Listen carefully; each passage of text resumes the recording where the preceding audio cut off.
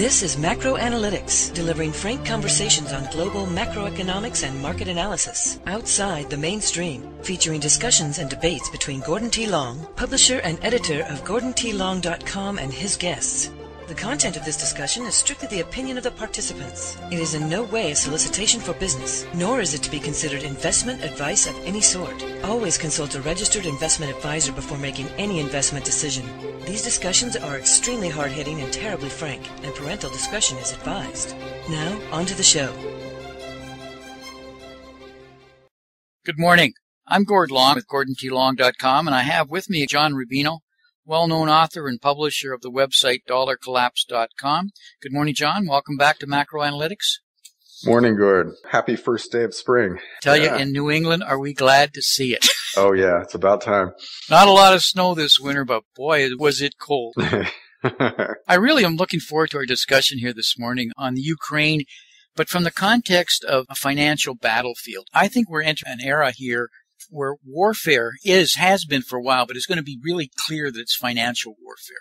And the kind of weapons that we're using and how it's applied, we all sense it's going on, but I think this time what I'm witnessing with the Ukraine sanctions, etc., it's becoming more obvious. It's always a military threat, but really it's financial actions. Yeah, in one sense, the Ukraine is just yet another regional conflict, of which we've seen dozens in the last 20 or 30 years. But in a more important sense, it represents how much the world has changed, because we're not talking just physical warfare anymore. It's happening on a lot of different battlefields, like financial and cyber, and so it's different than anything that's come before. I have the agenda up here, so we'll touch on some cyber warfare, other elements of it, but talk about a bit of the history, because I don't think it's getting a lot of proper visibility, and then the arguments, the rationale that we have from both sides. Yeah. And frankly, most Americans have no idea even where Ukraine is on a map. We don't know anything about that part of the world. So to set it up, Ukraine was originally part of the Soviet Union 50 or 60 years ago. And Nikita Khrushchev, who was in charge of the Soviet Union at the time, was a Ukrainian. And so he gave it Crimea, which is mostly made up of Russian-speaking people, but he combined it with Ukraine at the time, probably thinking that it didn't matter because Ukraine would always be part of the Soviet Union, and so it wasn't an important thing to do. And as you said before we went online here, the rumor was that he was really drunk at the time anyhow. And took no more than 15 minutes to make the decision. A totalitarian state, you can just arbitrarily make this decision. Because it was part of the Russian Empire, and it was just rebalancing. But the Crimea itself, we're showing it here in the blue, which is almost passport-carrying Russians. And the Crimean being so strategic, it's always been part of Russia. This is a big part of the problem for much of the modern world, is that some guys in power years ago just sat down with a map and drew some arbitrary lines, and they leave part of one tribe with part of another tribe in one country, and these guys don't get along, and so ever after you got a really uneasy existence that flares up into civil war every once in a while in Africa, in the Middle East, and now on Russia's border. Isn't that a consistent pattern?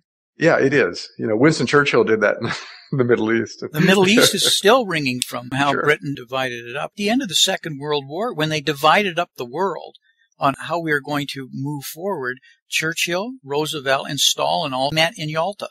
And Yalta is right there by Sevastopol in the Crimea. That's not by coincidence. That's how strategic Russia considers it. Mm-hmm. I mean, you're talking about part of the heart of Russia, and you can see it, how strategic it is. Yeah. Well, since the breakup of the Soviet Union, Russia and Ukraine have remained really intimately connected. Russia has a long-term contract to base ships in Crimea's port on the Black Sea, and that's Russia's only year-round access to open water. The rest of its ports freeze over in the winter, so it's crucially important to a country that thinks of itself as a world power to have at least one port where its ships can come and go all year long. And Russia's natural gas flows through the Ukraine to get to Europe, and that's a huge source of revenue. So the Ukraine is crucially important to Russia. And what happened was just lately is that the Ukraine had a leader who was incredibly corrupt and who was playing Europe and Russia off of each other to see who would offer the best deal for an alliance. And it looked like Europe, via the European Union, had it wrapped up. But then at the last minute, the guys switched sides and decided to stay with Russia, which set off kind of a civil war within the Ukraine because the non-Russian Ukrainians wanted to become part of the West and join the European Union. And the Russian-speaking Ukrainians did not want that at all. They wanted to stay with Russia. So there was a mini civil war in which the Ukrainian leader got kicked out of office, and new people came into power who were pro-Western and who started imposing a lot of anti-Russian rules within the Ukraine. And that led Russia to intervene because it wanted to protect its interests and to protect the Russian-speaking population. So it sent soldiers in, and basically took over the Crimea. The Crimeans had a referendum in which they voted to join with Russia. And now you've got a divided country there with Russian soldiers on Ukrainian soil, and the Crimea intending to join with Russia and Russia facilitating the process. So there's kind of a standoff right now in which the West is trying to figure out what it can do about this and realizing that there's not much. So they're imposing some silly little sanctions and issuing some strongly worded communications and that's about it. And so in this sense, at this point, this really isn't very different from the U.S. intervening in Panama as it has done, or other parts of Latin America, protecting its borders. A big country not wanting itself to be surrounded by potential enemies or at least, unfavorable regimes and intervening to that effect. Not a big deal. But where it gets interesting is that the conflict is threatening to expand into other realms. For instance, Russia, in response to the West's sanctions, is threatening to dump its dollars, which it wouldn't be that big of a deal, except that it might lead other countries like China to get involved also and dump their dollars, which would cause huge turmoil in the global financial system and maybe threaten the dollar's status as the world's only reserve currency. That's gigantic, and it's something that's new. It's never happened in a conflict between East and West or anybody else before. And then you've got the cyber war aspect of all of this, where Russia and Ukraine right now are threatening to use their ability to get involved in each other's internet and shut down power plants or turn off electrical grids or mess around with the banking systems, things like that. And so the rest of the world is watching with interest to see what Russia's capabilities really are and whether they're actually able to do these things that people have been threatening for the last few years to do and claiming they could do. And so we'll see. It's very interesting to see what will happen if these guys do actually escalate to a full-fledged cyber war, because this will be the first case where we get to find out what's actually possible in that realm. So this is very interesting from the standpoint of new battlefields. The financial and the cyber have never been combined into one conflict before. And the ramifications are potentially huge. And at a minimum, it gives us some information about what's possible. And at the more extreme end, it disrupts the global financial system. So that's why this is really an interesting conflict and why it's so worth watching. We've done shows on cyber war in our library, which leads into what you just said. And by the way, the cyber war, it's already shown itself with this new snake, as it's called, referred to as a snake virus that's wormed its way all the way through the entire infrastructure in the Ukraine. That happened just prior to the real breakout, and it's come back a number of times. We have shock and awe from a military standpoint. The new word I'm seeing in cyber war that's demonstrated here in the Ukraine is denial of service. All of a sudden, a lot of the facilities that you're using, suddenly you can't get service. They're down for whatever sets of reason. And that's been a consistent pattern here over the last 3 to 4 weeks. And then when you get inside who's responsible for it, you can't tag it to a country. You might be able to tag it to some unruly group who's leading the charge in some political fashion. And of course, then you start to say, well, maybe there's counterinsurgents or other things that's going on behind the scenes. But there's so much here, John. Ukraine wanting to join the western part of it with the EU. Putin and Russia are in an impossible situation because what got no visibility in the West is the agreement that the EU gave for the monies in their help, and is still on the table. In it, it lays out very clearly that NATO will be operating within the Ukraine. Strategically, you suddenly move the entire NATO right onto the doorstep of Moscow and right beside all of the major military bases, or a huge military installation for Russia. How can you, as a leader of a country, even begin to accept that? Right? No, you can completely understand Russia's point here without necessarily liking the Russian system or the people who are in charge of Russia. It's still completely understandable that they feel the way they do and that they're behaving the way they are. So we shouldn't be surprised that a problem with a country on Russia's border is going to elicit a response from Russia. And I think the messages of outrage coming from the West are really kind of disingenuous. These guys, they know why it's happening and they understand it, and they feel kind of impotent, as they should, because there's really nothing that we can do about it in the West, to the extent that Russia is going to do what it wants to do, and there's nothing we can really do to prevent it. The Russians just considered laughable and absurd with these sanctions that have went back and forth. What we really have, John, is the tape that we did with F. William Engdahl. He was talking about how important, and this was back last fall, of the Ukraine and the ongoing geopolitical conflict with the missile shield of it, advancing it for something called first strike capabilities. The concern is, and if you remember from the Cold War, we had this whole concept of MAD, mutually assured destruction. And what we have now is mutually assured investment destruction. And so, and that you see that in the sanctions that are going back. But the problem is it's escalating, and they're kind of a little tit for tat here with the sanctions. But I just read recently that Russia is saying, well, if you're going to push these, then in fact we'll open up the whole table on Iran. And Iran discussions where Russia's actually been working as a friend and an ally with Obama. And if they withdraw from that, Obama's whole strategy with Iran collapses. And that, I think, right now to Obama is probably vastly more important, or potentially more important. But it then takes it to a whole other level. Israel will not be happy with that. Oh, yeah.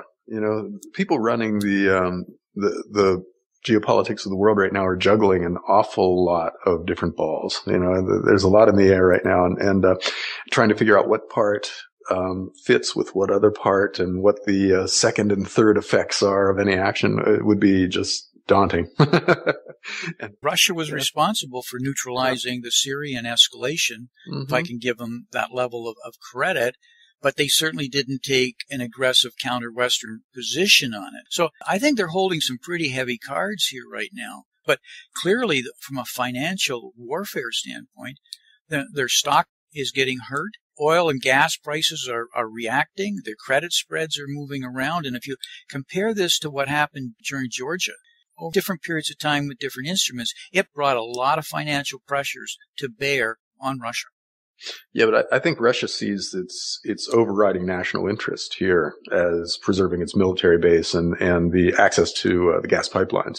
And they're willing to take, a short-term stock market hit or slightly higher interest rates in the next year, in return for preserving those two geopolitically crucially important aspects of their relationship with Ukraine. So they'll take whatever pain they have to take in the short run to make sure that nothing changes. They have no choice. I fully agree with you on that one. I would say that they're potentially fighting for their survival.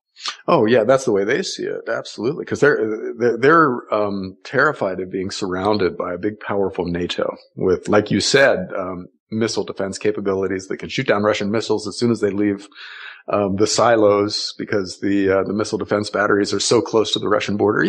They can't allow that to happen. They don't have the reserves that they had. They're not financially as strong right now as a nation. And any real jeopardy with oil and gas prices. They're really weakened. And, we talked about the importance of Ukraine, not only as a transit country, but in fact is also the breadbasket, a major global supplier of wheat and corn. And now as we enter the planting season, that goes back into Russia's food supplies too.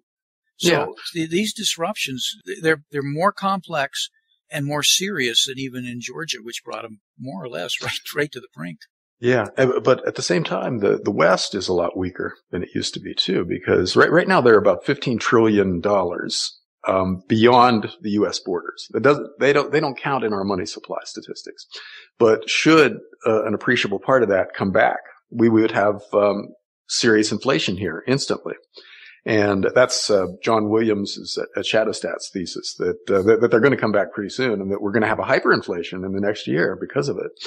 And so, to the extent that Russia is able to dump enough dollars onto the global market to start a chain reaction that would lead to something like that, they have a very powerful weapon there.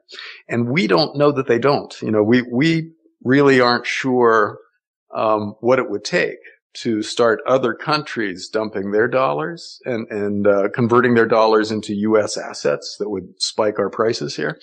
And so we're in a really precarious situation too. And Europe, of course, is a total mess. They're already on the edge of deflation right now and dropping back into recession, which would, with unemployment rates at 12% in France and 2 or 3 times that in Spain and Greece, they're a tinderbox. And so they know they're incredibly fragile too. So, as you said, it's, financial, mutually assured destruction right now out there. So nobody wants to start the ball rolling down the hill. And yet, a lot of countries have the power to do that. So I think everybody's terrified right now. They're all being a lot more restrained than they would have been otherwise necessarily, because they really don't know what could happen once things really get going. That should be the fear here, because that's how the First World War started in Sarajevo. And then just one thing led to another, and countries had really nothing to do with the situation, whereby agreements and treaties found themselves at war. John, you've done a lot of work on peak complexity and what happens in an environment such as this, where it gets complex. Comments on that specific to the Ukraine? Yeah. Well, globally, first of all, if you use total debt as a proxy for complexity in the global financial system, it's been soaring in the last 20 or 30 years and in the last few years. If you add up all the derivatives and government debt and private debt and other and unfunded liabilities, we're more complex than ever. We're more interrelated than ever. And complexity theory says that the more complex a system becomes, the more prone to catastrophic failure it becomes, and the more energy inputs it requires to keep going. So you gotta keep increasing the amount of debt in the global financial system in order to keep it from collapsing. And so anything that interrupts that process, like a financial conflict in which one country dumps the reserve currency on the open market, and that causes interest rates to spike or currency values to fluctuate dramatically, which blows up derivatives. All of this stuff is now out there waiting to happen. And so any kind of a conflict, as you said, we could see the financial version of World War I, where one country does something stupid, which pulls in its allies on its side and pulls in the allies of its opponent on the other side. And you get, financial activities that are the equivalent of Germany invading France and then, setting up lines with machine guns and just gunning each other's soldiers down and leading to some huge conflict. But it takes place in interest rates and currency values and the banking sector of various countries and leads to a global depression instead of a global war. So maybe without a shot being fired, we end up back in the 1930s. And, or some hyperinflationary variation of it. We just don't know how it would play out, but we know it could be catastrophic. And forever after now, we're in that kind of a situation where a small conflict, something like the Ukraine, which normally would be a headline for a couple of days and then completely forgotten, can turn into something much, much bigger. And it's because we've allowed the global financial system to become so complex and so unwieldy. And until we fix that, we're going to have to live with that risk. Like the smoking gun in Sarajevo that started the First World War. And when we have these nuclear briefcase bombs now that terrorists that have access to, we could have some kind of cyber attack by some group, and the consequences of it, just like World War I, suddenly just cascade and start rolling as you're describing. And I think that's an honest and a legitimate issue, especially with the world right now and so many economies in such very difficult and precarious position that leaders, when something happens, will react financially to protect themselves, and that's where the cascading happens. Yeah, see, the thing, as you said, about cyber attacks is that you don't know where it came from. Never. You know, it hits, a power grid goes down or the banking system stops working, and you have no idea how it happened or who did it. And the fact that the system's down means you can't even really diagnose the problem right away. You have to bring it back up first and then figure out what happened. So you don't know whether it was an attack from a foreign military or from a teenager in New Jersey who just happened to worm his way into power grid or a banking system or whatever. You just don't know. And because we're in an incredibly complex fractional reserve banking system world right now, which depends completely on perception. You know, any threat to the perception that fiat currencies are being managed correctly or the global banking system can be trusted. Anything that shakes people's confidence in the system out there can lead to immediate plunges in currency values or bank runs across the globe or any number of other things, derivatives blowing up, which pulls down the banking system. And without anything happening fundamentally, it's just a change in perception. And a cyber attack can be the catalyst for something like that. If we decide that, well, this happened this week, a power grid got shut down or whatever, and because we couldn't stop it, that means we won't be able to stop the next thing. So therefore, it doesn't make sense to keep your money in the banking system, okay, or in the stock market or whatever, because you don't want your paper assets to just evaporate during the next cyber attack. So everybody pulls their money out of the financial world and puts it into real assets, and you get a hyperinflation in hard assets and a collapse in financial assets, and the world spins into chaos, all because of one cyber attack. And that's completely possible because everything depends on perception and confidence right now. And so you take that away and everything falls apart. John, we're out of time. Great discussion. Lots of things to talk about here. Any concluding messages to our listeners on this whole situation? Well, the thing that we need to think about now is how complex the world is. We need to be aware of the fact that things that seem stable today are only stable because nothing has happened to shake our confidence in them. And they aren't real, therefore they depend on our confidence, therefore our confidence is what we need to pay attention to. So the risks are accelerating as the amount of debt accelerates and as our technological capabilities accelerate in ways that we don't understand. So the world is becoming an incredibly risky place. And nobody really understands what the risks are or when they can manifest. So, we're living day to day right now in the global financial system. And at any time, something could happen so that we wake up in the morning and the financial system isn't really working right anymore. And so you need to prepare for that ahead of time. Just be aware that financial assets are no longer safe. They're just IOUs of institutions that are at extreme risk right now. And you need to adjust your financial life accordingly. Thanks, John. Talk to you again next month. Thanks, Gord. Looking forward to it. Okay, bye. This has been Gordon T. Long, editor and publisher of GordonTLong.com. New recordings are posted regularly and can be found at GordonTLong.com. New show notifications are available through RSS feed, iTunes, and other social networking venues at GordonTLong.com.